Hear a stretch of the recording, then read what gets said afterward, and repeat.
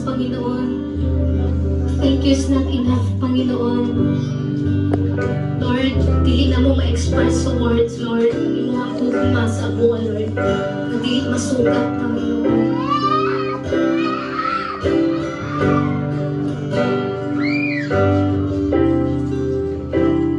Come on, start talking to the Lord.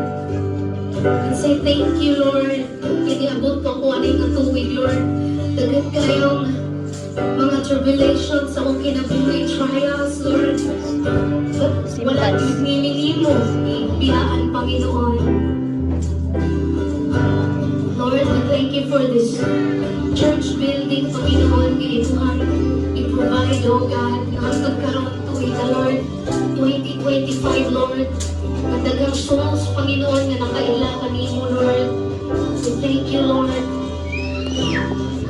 Thank you, God.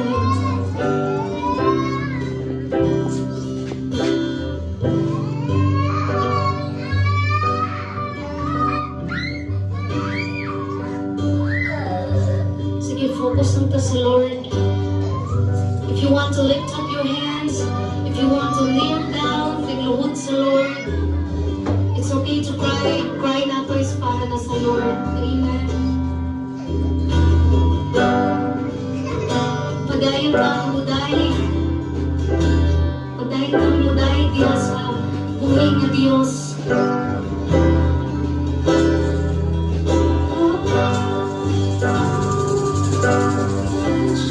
Jesus, I wanna thank you, Lord.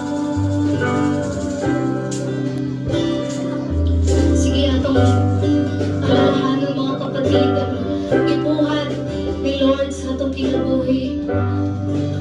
Madili dyan sa'yo maging Kristiyano, at ang Lord na-affirm to provide us.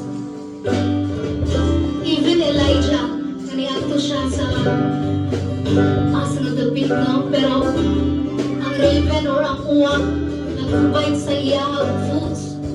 And that's our God. Kung sa siya mag-provide sa to, where God guides, He provides. Bisag, hindi na makita, no? Ang kasi outcome ni Lord. Pero ang Lord, dagan kay surprises sa imuha. Dili masukat ang iyang grace. His unlimited grace sa atong mga kinabuhi. Amen.